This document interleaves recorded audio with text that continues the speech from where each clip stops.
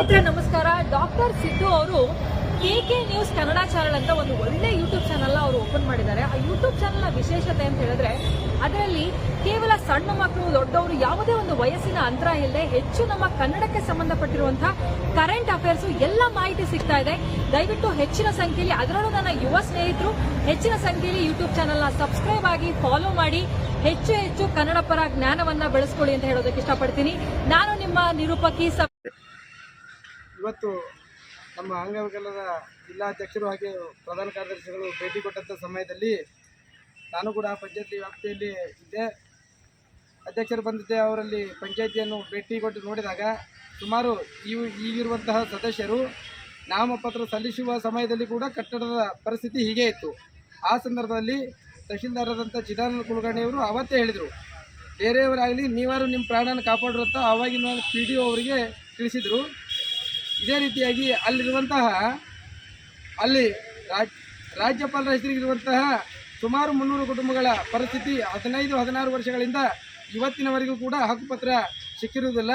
ನೆರಿಗೆ ಪಂಚಾಯಿತಿಯಲ್ಲಿ ಏನು ಅಭಿವೃದ್ಧಿ ಅಧಿಕಾರಿಗಳಾಗಲಿ ಅಲ್ಲಿರುವಂತಹ ಸದಸ್ಯರುಗಳಾಗಲಿ ಮೂಲಭೂತ ಹಕ್ಕುಗಳನ್ನು ಅಲ್ಲಿರುವಂತಹ ಜನರಿಗೆ ತಲುಪಿಸುವಲ್ಲಿ ಸಂಪೂರ್ಣ ವಿಫಲರಾಗಿದ್ದಾರೆ. ಆದಷ್ಟು ಎಚ್ಚೆತ್ತುಕೊಂಡು ಅಲ್ಲಿರುವಂತಹ ಬಡವರಿಗೆ ಮೂಲಭೂತ ಸೌಕರ್ಯಗಳನ್ನು ಒದಗಿಸುವಲ್ಲಿ ಅಧಿಕಾರಿಗಳು ಮುಖ್ಯ ಪಾತ್ರವನ್ನು ವಹಿಸಿಕೊಳ್ಬೇಕು. ಬಡವರಿಗೆ, ದೀನದಲಿತರಿಗೆ ಸಿಗುವಂಥ ಸರ್ಕಾರ ಸೌಲಭ್ಯಗಳನ್ನು ಒದಗಿಸಬೇಕಂತ ಈ ಮೂಲಕ ನಾನು ಒತ್ತಾಯಿಸ್ತೇನೆ. ಸಿದ್ದರಾಮ ಹೆಸಳೂರು, ಸಾಮಾಜಿಕ ಹೋರಾಟಗಾರ, ಕರ್ನಾಟಕ ರಾಜ್ಯ ಅಂಗವಿಕಲರ ಹಾಗೂ ಪಾಲಕರ ಒಕ್ಕೂಟದ ಜಿಲ್ಲಾ ಪ್ರಧಾನ ಕಾರ್ಯದರ್ಶಿಯಾದ ನಾನು ಇವತ್ತಿನ ದಿವಸ ನಾವು ಮಿರ್ಗಿ ಗ್ರಾಮ ಪಂಚಾಯತಿಗೆ ವಿಸಿಟ್ ಕೊಟ್ಟುವಾಗ ಅಲ್ಲಿ ಸುಮಾರು ಎರಡು ವರ್ಷ ಆಯಿತು ಅಂಗವಿಕಲರ ನೇಮಕ ಮಾಡಿಲ್ಲ VRW ಅಂತೇಳಿ. ಅವ್ರಿಗೆ ಯಾಕಂದ್ರೆ ಅಲ್ಲಿರುವಂಥ ಅಂಗವಿಕಲರ ಸಮಸ್ಯೆ ಯಾರು ಕೇಳೋರು ಯಾರು ಹೇಳೋರು ಯಾರು, ಯಾಕಂದ್ರೆ 5% ಅನುದಾನ ಬಳಕೆ ಆಗಿಲ್ಲ. ಒಂದೇದು. ಎರಡನೇದು ಇನ್ನೊಂದೇನಪ್ಪ ಅಂದ್ರೆ ಆ ಒಂದು ಕಟ್ಟಡ ಪೂರ್ತಿ ಶಿಥಿಲಗೊಂಡಿದೆ. ಅಲ್ಲಿ ಅಧಿಕಾರಿಗಳು, ಅಲ್ಲಿರುವಂಥ ಸಿಬ್ಬಂದಿಗಳು ಯಾವ ರೀತಿ ಕೆಲಸ ಮಾಡ್ತಾರೋ ಗೊತ್ತಿಲ್ಲ. ಬಟ್ ಅವ್ರೇನು ಅನ್ಕೊಂಡಿದಾರ, ಆ ಪಂಚಾಯತಿ ಬಿತ್ತಪ್ಪ ಅಂದ್ರೆ ನಾವು ಓಡಿ ಹೋಗಿ ಉಳಿತೀವಿ ಅಂತ ಅವ್ರು ಅನ್ಕೊಂಡ್ರ.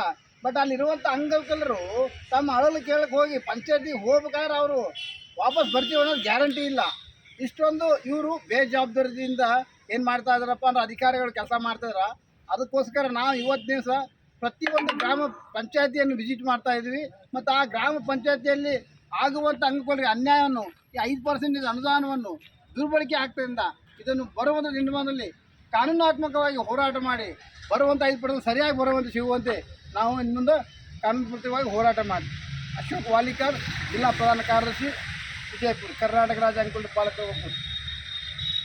ದಿವಸ ನಾವು ಕರ್ನಾಟಕ ರಾಜ್ಯ ಅಂಗವಿಕಲರ ಹಾಗೂ ಪಾಲಕರ ಒಕ್ಕೂಟ ವಿಜಯಪುರ ಜಿಲ್ಲಾ ಸಮಿತಿ ವತಿಯಿಂದ ಜಿಲ್ಲಾಧ್ಯಕ್ಷನಾದ ನಾನು ವಿನೋದ್ ಖೇಡ್ ಹಾಗೂ ಜಿಲ್ಲಾ ಪ್ರಧಾನ ಕಾರ್ಯದರ್ಶಿಯಾದ ಅಶೋಕ್ ವಾಲಿಕರ್ ಅವರು, ಸಾಮಾಜಿಕ ಹೋರಾಟಗಾರರಾದ ಸಿದ್ದರಾಮ ಹಳ್ಳೂರವರು ಹಾಗೂ ವಿಕಾಸ್ ಖೇಡ್ ಅವರು ಹಾಗೂ ನಮ್ಮ ತಾಲೂಕು ಅಧ್ಯಕ್ಷರಾದ ನಿಂಗರಾಜ್ ಬಿಸ್ನಾಳ್ ಅವರು ಕೂಡಿ ಇವತ್ತಿನ ದಿವಸ ಮಿರ್ಗಿ ಗ್ರಾಮದಲ್ಲಿರುವ ಪಂಚಾಯಿತಿಯನ್ನು ಭೇಟಿ ಕೊಟ್ಟಿದ್ದೀವಿ.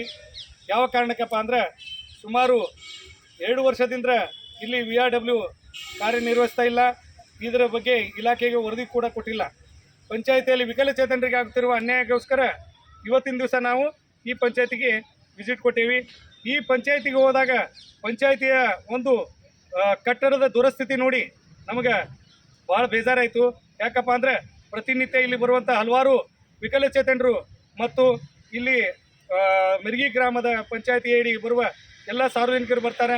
ಯಾರಾದ್ರ ಮೇಲೆ ತಲೆ ಮೇಲೆ ಬಿದ್ದು ಏನಾದರೂ ಹಾನಿ ಆದರೆ ಜೀವ ಹಾನಿ ಆಗುವಂಥ ಒಂದು ಸಂಭವ ಇದೆ. ಅದಕ್ಕೆ ಈ ಪಂಚಾಯಿತಿಯ ಈ ಕಟ್ಟಡವನ್ನು ಸ್ಥಳಾಂತರ ಕೂಡಲೇ ಮಾಡಿ ಅಂಥೇಳಿ ನಾವು ತಿಳಿಸಿದ್ದೀವಿ. PDO ಅವ್ರಿಗೆ ಕೂಡ ಮಾತಾಡಿದ್ದೀವಿ. ಹಾಗೂ ಈ ಪಂಚಾಯಿತಿ ಅಡಿ ವಿಕಲಚೇತನರ 5% ಅನುದಾನವನ್ನು ಬಳಕೆ ಮಾಡಿರುವುದಿಲ್ಲ.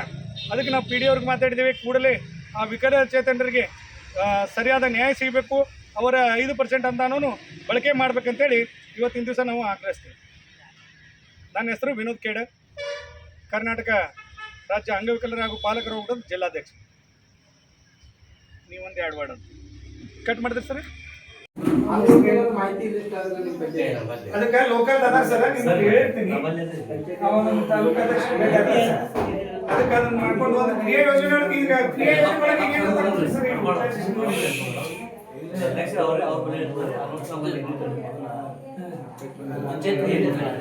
ಅನುದಾನ ಏನ್ರ ಬಳಸಿದ್ರಿ? ಆಮೇಲೆ ಸಾಮೂಹಿಕ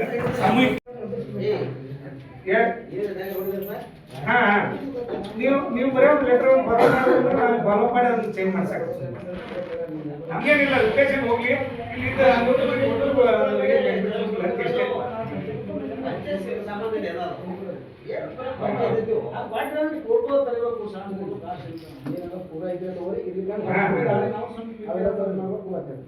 ಏನಿಲ್ಲ ಸರ್ ಅವ್ರದ್ದು ಮಂತ್ಲಿ ಪೇಮೆಂಟ್ ಬೀಳ್ತಿರ್ತಾರೆ ಮಹಾರಾಷ್ಟ್ರ ಇದು ಮಹಾರಾಷ್ಟ್ರ ನಡೆಯೋದಿಲ್ಲ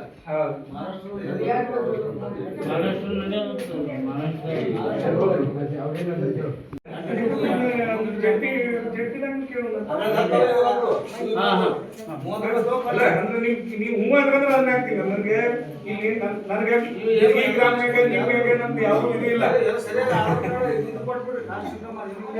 ಅಲ್ಲ ಕೆಲಸ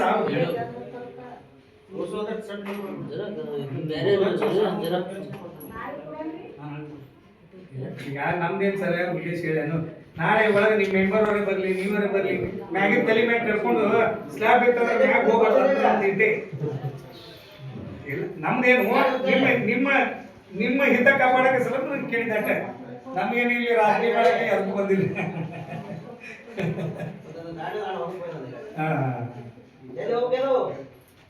ನೋಡ್ಬೇಕಾರೆ ಎಮ್ ಎಲ್ ಎ ಹೇಳೋದು ಅಲ್ಲಿ ಹೇಳೋದು ಬೇಕಾದ್ರೆ ಯಾರಿಗೆ ಹೇಳೋದು ಹೇಳು ನನಗೆ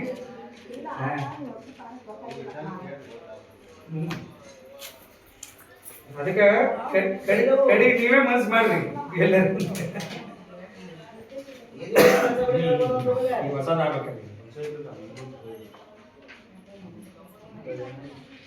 ಸರಿ ಸರಿ ಸರಿ ಇದನ್ನ ಲೆಟರ್ ಮಾಡ್ಕೊಡಿ ಸರ್ ನಿಮ್ಗೆ ಮಾತಾಡ್ತಾರೆ ನೋಡ್ರಿ ಆಮೇಲೆ ಓಕೆ ಸರ್